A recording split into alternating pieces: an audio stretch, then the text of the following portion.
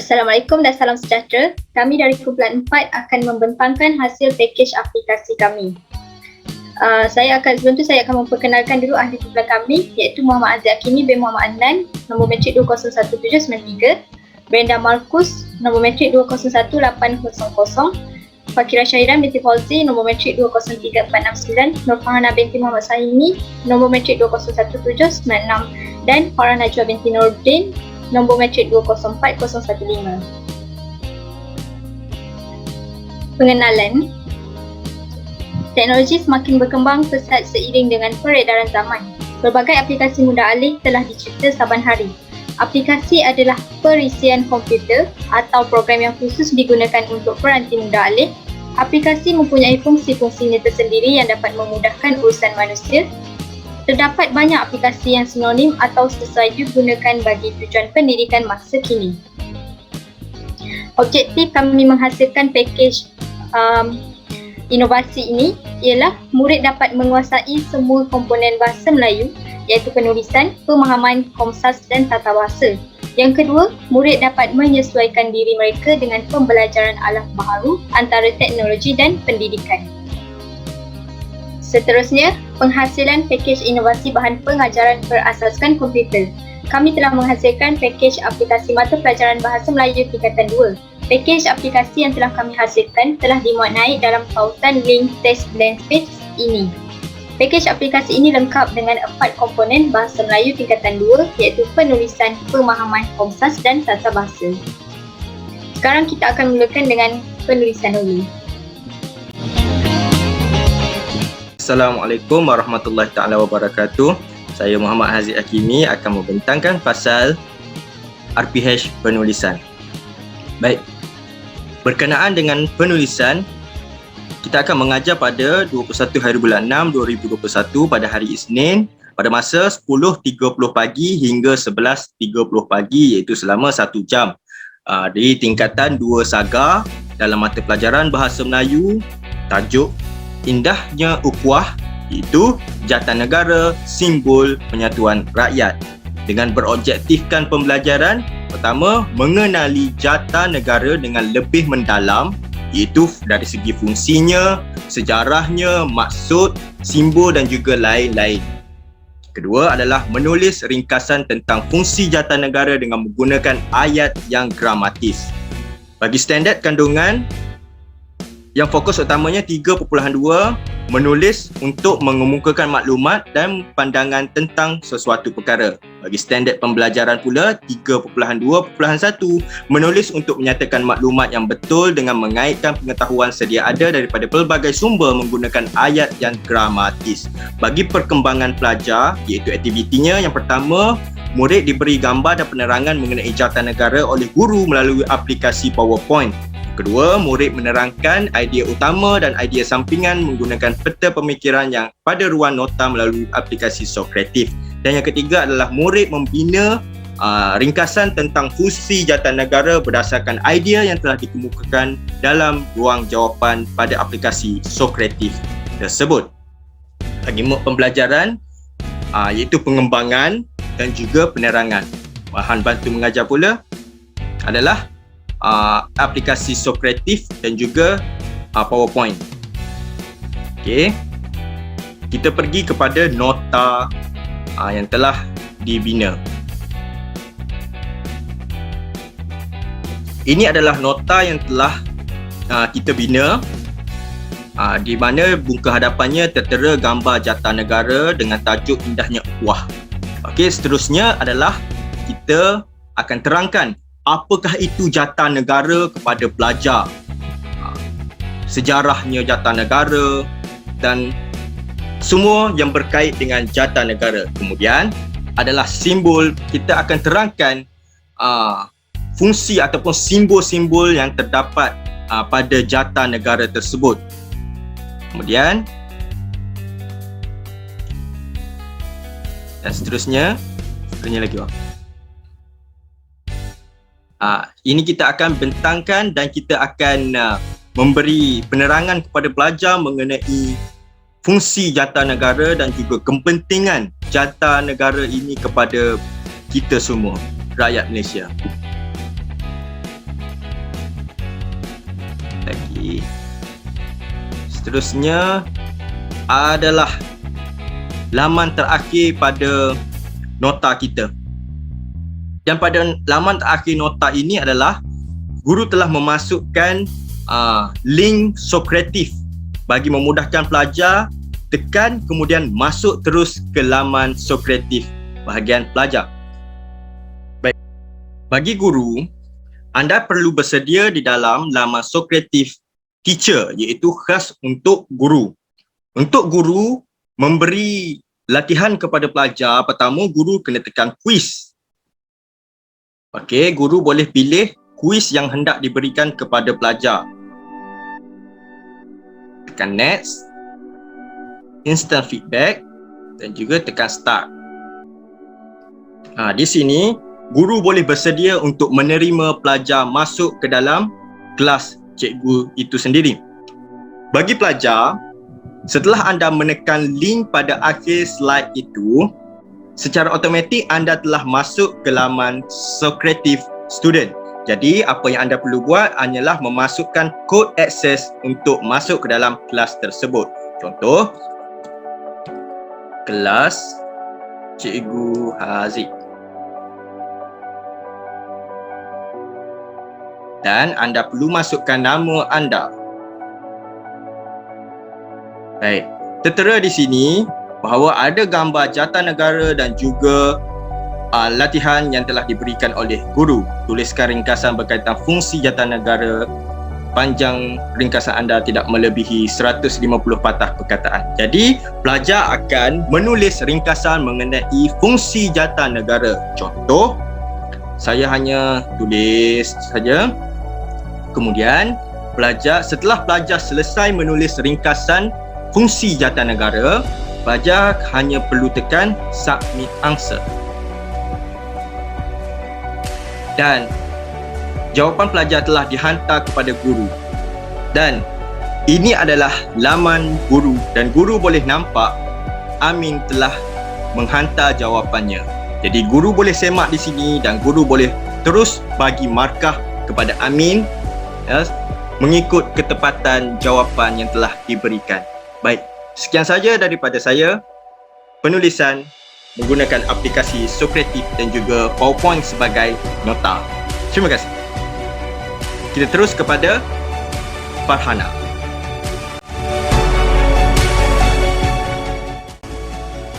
Seterusnya saya akan membentangkan RPH untuk komponen pemahaman. Tarikh dan hari ialah pada Selasa iaitu 22 Jun 2021. Masa untuk pemahaman iaitu pada jam 9 hingga 10 pagi. Kehadiran adalah penuh untuk tingkatan 2 sarjana. Tajuk yang dipilih oleh guru ialah hikmah di sebalik musibah.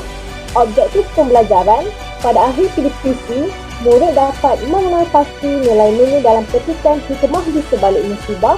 Yang kedua, menjawab 5 soalan pemahaman yang disediakan. Dan yang ketiga, murid dapat membaca secara ekstensif secara senyap. Standard kandungan 2.4 iaitu membaca secara ekstensif pelbagai bahan untuk mengukuhkan penguasaan bahasa dan meluaskan pengetahuan bagi pembangunan diri. Untuk standard pembelajaran pula, 2.4.1 membaca secara ekstensif pelbagai bahan fiksyen dan bukan fiksyen untuk meneroka maklumat baharu. Untuk perkembangan pembelajaran iaitu aktiviti, yang pertama, murid akan membaca petikan bertajuk hikmah di sebalik musibah yang disediakan dalam pautan Trello. Yang kedua, murid akan memahami serta menyenaraikan nilai murni yang terdapat dalam teks tersebut. Seterusnya, murid dikehendaki untuk menjawab soalan pemahaman yang disediakan di pautan Trello dan akhir sekali, murid perlu menghantar tugasan tersebut melalui pautan Trello.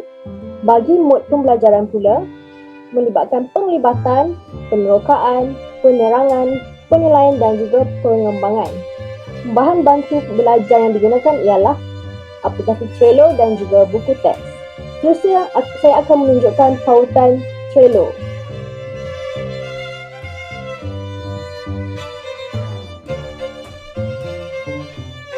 Ini merupakan pautan Trello Pada bot Trello ini telah pun diset kepada public.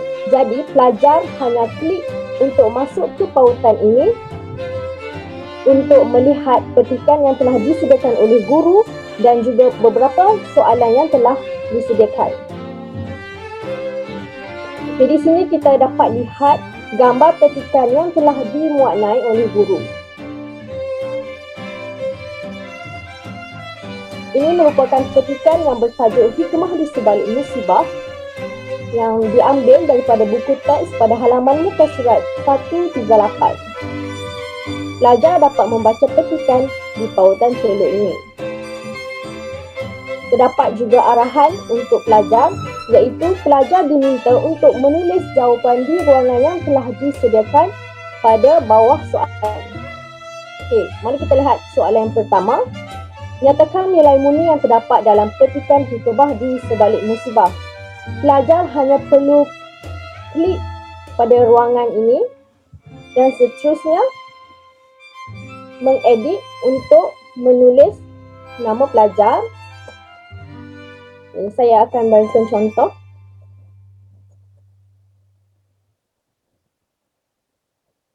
Seterusnya, pelajar diminta untuk menulis jawapan di ruangan ini.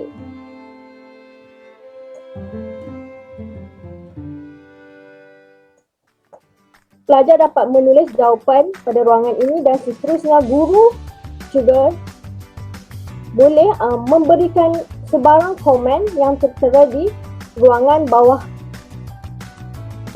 daripada soalan tersebut. Begitu juga untuk soalan yang kedua, ketiga dan keempat. Pelajar juga perlu pertama sekali dikehendaki untuk menulis nama terlebih dahulu untuk memudahkan guru menilai dan juga mengesan pelajar-pelajar yang telah pun menjawab soalan yang telah diberikan.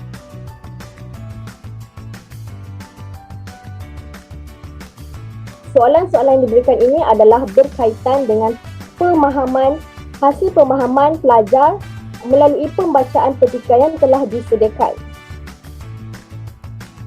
Ini merupakan 5 soalan pemahaman tersebut. Pelajar hanya perlu menjawabnya pada ruangan yang telah disediakan.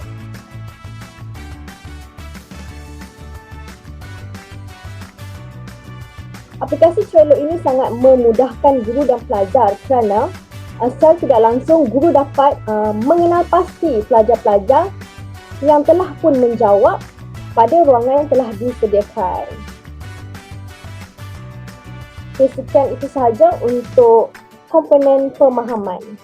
Saya akan serahkan kepada rakan saya seterusnya.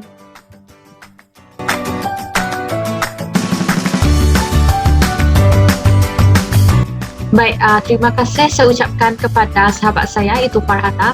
Baik, saya akan teruskan sesi pembentangan kami dengan RPH Komsas. Baik, RPH Komsas saya telah memilih hari iaitu 23 Jun 2021, hari Rabu dengan masa 10.30 hingga 11.30 yang memakan masa selama 1 jam. Dan kehadiran adalah penuh 21/21 tingkatan 2 sahaja. Baik, tajuk untuk RPH Komsas yang saya pilih adalah perpaduan iaitu sajak persahabatan yang saya ambil daripada tingkatan 2. Objektif pembelajaran pada akhir PDPC, saya kira murid dapat membaca dan mendeklamasikan sajak dengan penuh penghayatan, dan yang kedua, menganalisis bentuk sajak yang dikaji. Standard kandungan bagi RPH Komsas ini pula saya ambil daripada 4.1, iaitu memahami dan mengapresiasikan karya sastra dengan memberikan respon peribadi. Standard pembelajaran 4.1.1 memahami dan mengapresiasikan karya prosa dari aspek sinopsis, tema, persoalan, nilai dan pengajaran watak dan perwatakan dengan memberikan respon yang betul dan rasional. Perkembangan pembelajaran iaitu yang pertama, murid diarahkan untuk membaca sajak persahabatan pada buku teks. Yang kedua, guru akan menayangkan flip snake yang telah disediakan untuk membuat perbincangan mengenai sajak tersebut. Yang ketiga, murid akan dibahagikan kepada kumpulan untuk melakukan aktiviti berkumpulan. Bagi mod pembelajaran pula, penerangan dan pelibatan. Bagi bahan bantu mengajar, guru akan menggunakan Flipsnack, iaitu di mana teks yang saya sediakan dari Canva akan ditukar, akan dengan izin convert kepada Flipsnack. Baik, saya akan tayangkan Flipsnack yang telah kami buat.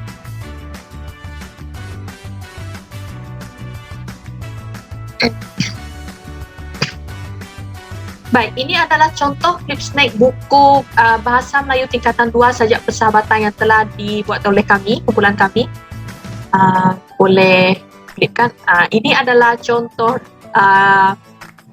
yang telah kami letakkan di dalam Flipsnack. Baik, untuk aktiviti RPH Komsas, saya telah memilih aplikasi Flickrs sebagai aktiviti yang dilakukan di dalam kelas. Baik, aktiviti Flickrs ini adalah boleh saya katakan sesuai untuk pelajar-pelajar khususnya di kawasan pedalaman. Kerana aplikasi Flickrs ini, dia lebih kurang seperti aplikasi Kahoot ataupun Quizzes. Cumanya, kita tahu bahawa aplikasi Kahoot ataupun Quizzes ini di mana pelajar semua memerlukan peranti dan akses internet yang bagus. Tetapi aplikasi Flickrs ini hanya guru sahaja memerlukan peranti dan memerlukan akses internet yang bagus. Jadi kerana itu saya kira aplikasi ini sangat sesuai digunakan oleh guru-guru yang berada di kawasan pedalaman. Antara bahan yang diperlukan oleh guru adalah iaitu 4. Yang pertama, komputer riba. Yang kedua, telefon pintar. Yang ketiga, kad Flickrs iaitu seperti ini. Dan yang keempat adalah projektor untuk ditayangkan kepada pelajar. Baik, untuk penggunaan kad Flickrs seperti biasa, seperti penggunaan Socrative juga, guru haruslah meletakkan nama kelas di dalam aplikasi Flickrs seperti yang telah ditayangkan oleh kami. Ini adalah contoh nama pelajar yang saya telah masukkan di aplikasi Flickrs, iaitu saya meletakkan nama kelas Bima Sakti dan saya letakkan nama pelajar 39 pelajar, dan di sebelah kita boleh lihat di sebelah nama pelajar tersebut ada nombor. Nombor itu adalah mewakili nombor kad Flickrs yang akan mereka dapat, di mana setiap kad yang mereka dapat adalah kad yang berbeza. Jika ada 40 pelajar, maka 40 lah kad Flickrs yang berbeza akan mereka dapat. Baik, seterusnya adalah ini adalah gambaran yang lebih jelas yang boleh semua nampak. Di bahagian kanan kad Flickrs ini ada nombor 1, di mana itu adalah mewakili nombor pelajar-pelajar yang akan mereka dapat. Dan pada kad ini juga ada abjad A, B, C dan D, di mana mereka hanya perlu pusingkan abjad tersebut. Jika jawapan B, mereka hanya perlukan pusing kad Flickrs ini B di bahagian atas untuk menunjukkan itu jawapan yang mereka pilih. Dan jika jawapan A, mereka hanya pusingkan kad tersebut sahaja. Di sini juga suka saya ingatkan bahawa pelajar harus memberikan jawapan dan memegang kad seperti ini, dan boleh elakkan pelajar untuk menutup bahagian hitam ini, kerana jika mereka tutup bahagian hitam dengan izin, mereka tidak kamera yang guru akan scan itu dia tidak akan dapat detect. Baik, persoalan di sini pasti mereka tertanya-tanya macam mana guru dapat scan jawapan pelajar. Baik, di sini saya ada sediakan satu video di mana secara ringkas bagaimana penggunaan guru untuk scan jawapan pelajar. Buat scan jawapan-jawapan pelajar di dalam kelas. Ini saya akan menerangkan bagaimana menggunakan aplikasi Flickrs untuk membuat scan jawapan-jawapan pelajar di dalam kelas. Baik, pertama sekali kita harus menekan kepada kelas yang sedang kita lakukan aktiviti ini. Sebagai contoh, saya menekankan kepada kelas Bima Sakti. Baik, ini adalah soalan yang akan saya kemukakan kepada pelajar-pelajar Bima Sakti. Baik, di sini adalah menunjukkan soalan yang dikemukakan kepada pelajar, iaitu apakah maksud gaya bahasa asonansi. Baik, di sini di gambaran telefon saya, di mana guru sahaja yang tahu jawapan mana yang betul dan pelajar-pelajar mana yang menjawab jawapan yang betul ataupun salah. Untuk membuat scan kepada pelajar, guru hanya perlu menekankan kepada butang warna biru.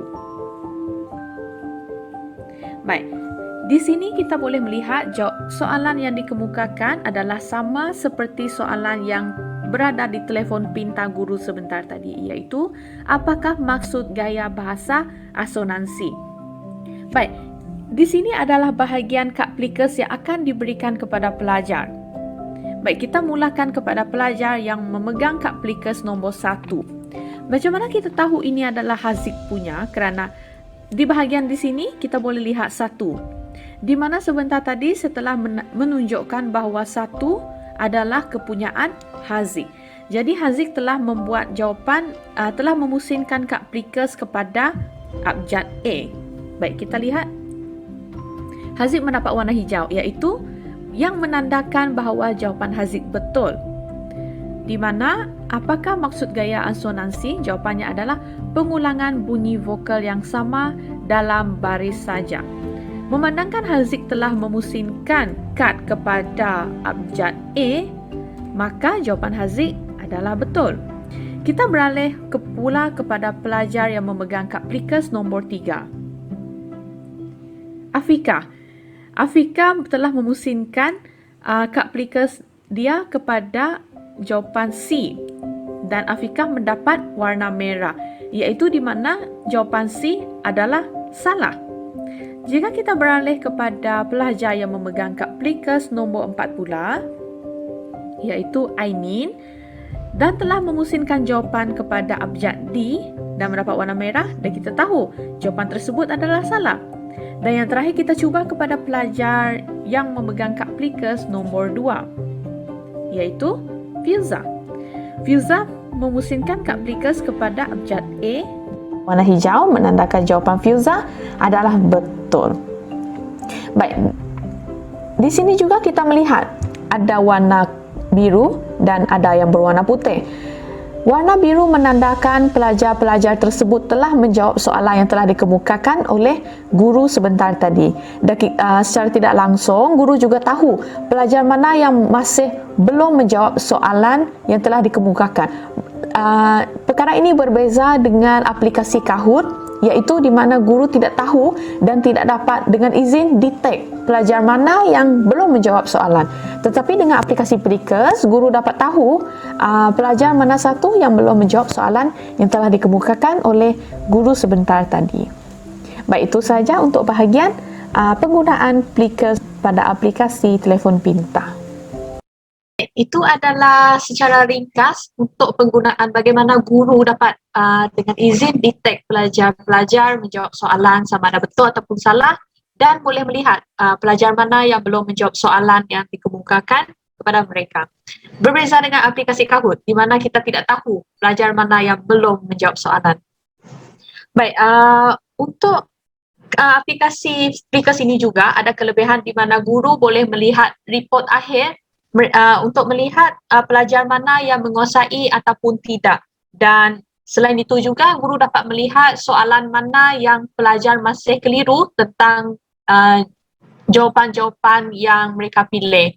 Dan guru juga boleh tahu murid-murid mana yang tidak hadir pada hari kejadian. Semua informasi tersebut akan ada di report akhir di aplikasi Plickers. Baik, sebentar tadi saya telah menayangkan video ringkas tentang penggunaan Plickers, tetapi saya ada muat naik video yang penuh pada ruangan YouTube dan saya telah sediakan di test bank space. Jika mempunyai doktor dan rakan-rakan ingin melihat dengan lebih lanjut, boleh tengok kepada video yang telah saya muat naik.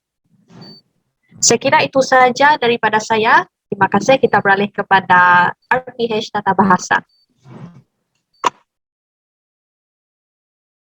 Seterusnya, kita pergi kepada RPH Tata Bahasa yang akan dipertangkap oleh saya. Baiklah, ini merupakan RPH Tata Bahasa iaitu tarikh dan hari pada 24 hari bulan 6 2021 pada hari Khamis, masa 9 pagi hingga 10 pagi, kehadiran penuh, tingkatan 2 Saga, mata pelajaran Bahasa Melayu. Tajuk yang dipilih, Indahnya Perpaduan Jalinan Kemesraan, halaman 136 pada buku teks tingkatan 2 Bahasa Melayu. Objektif pembelajaran iaitu pada akhir televisi, murid dapat mengenal pasti kesalahan penggunaan kata ganti nama diri. Seterusnya, murid dapat melengkapkan semula ayat yang betul berdasarkan teks. Seterusnya, murid dapat mengkategorikan mengikut jenis kesalahan. Standard kandungan iaitu fokus utama 5.6 menganalisis dan membetulkan kesalahan ayat. Standard pembelajaran pula 5.61 menganalisis dan membetulkan kesalahan kata dan frasa dalam sesuatu ayat. Perkembangan pelajaran iaitu aktiviti, murid akan disediakan nota kata ganti nama melalui aplikasi Canva. Seterusnya, murid akan disediakan 3 set latihan pengukuhan yang disediakan di test bank space. Seterusnya, murid akan menghantar latihan yang disiapkan untuk guru rekodkannya. Mood pembelajaran iaitu penilaian, penerangan, penerokaan dan pelibatan. Bahan bantu belajar yang digunakan oleh guru iaitu buku teks tingkatan 2, bahan edaran atau cetakan dan lain-lain iaitu Canva sendiri. Baiklah, kita pergi kepada nota ringkas kata ganti nama diri yang telah guru sediakan melalui aplikasi Canva. Murid boleh mengaksesnya melalui pautan yang telah guru sediakan di test bank space. Baiklah, ini merupakan nota ringkas yang telah guru sediakan melalui test bank space yang murid boleh membacanya. Kita pergi secara lalu.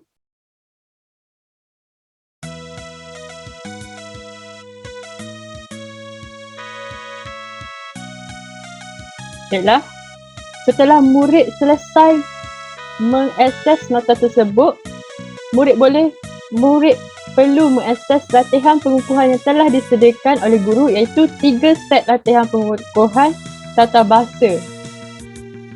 Latihan pengukuhan pertama iaitu isi tempat kosong. Dan latihan kedua iaitu objektif.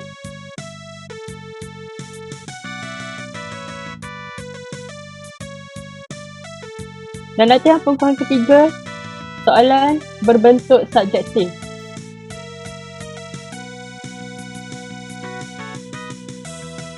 Setelah selesai, murid bolehlah menyemak jawapan yang telah guru sediakan di aplikasi Test Bank Space.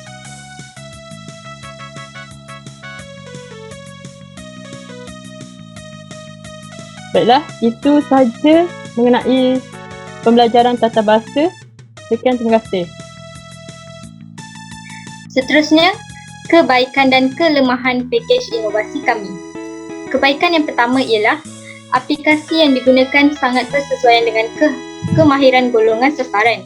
Seperti yang kita ketahui, murid kini mahir dalam bidang teknologi maklumat dan komunikasi. Oleh itu, mereka dapat menyesuaikan diri dengan pakej yang telah dihasilkan oleh kumpulan kami. Seterusnya, memudahkan urusan guru untuk menilai tahap akademik murid-muridnya. Ini dapat dilihat melalui tugasan yang telah disediakan dalam pakej inovasi kami. Murid dapat menghantar tugasan secara automatik dan guru dapat menilai hasil tugasan tersebut dengan mudah. Yang ketiga, menjadikan proses PDP lebih menarik dan menyeronokkan. Hal ini kerana pakej aplikasi yang disediakan mempunyai elemen menarik seperti animasi, warna, grafik dan sebagainya. Seterusnya, kelemahan pakej aplikasi yang telah kami sediakan iaitu yang pertama, murid yang tidak mempunyai akses internet yang stabil agak sukar untuk mengikuti proses pembelajaran ini. Pakej aplikasi yang kami hasilkan memerlukan capaian internet sepenuhnya. Oleh itu, murid yang tinggal di pedalaman atau kawasan yang tidak mempunyai capaian internet yang baik tidak dapat mengakses pakej aplikasi ini. Dan yang kedua, kurangnya elemen didik hibur yang kreatif dimuatkan oleh guru ke dalam nota. Kesimpulannya, teknologi memainkan peranan yang penting dalam dunia pendidikan hari ini. Penggunaan teknologi yang betul serta dorongan dari seorang guru mampu menjadikan pembelajaran masa kini bertambah luar biasa dan efektif. Maka dengan itu, guru haruslah sentiasa kreatif dan inovatif dalam membina alat pengajaran bagi meningkatkan keberhasilan PDP masa kini. Sekian daripada kami, terima kasih.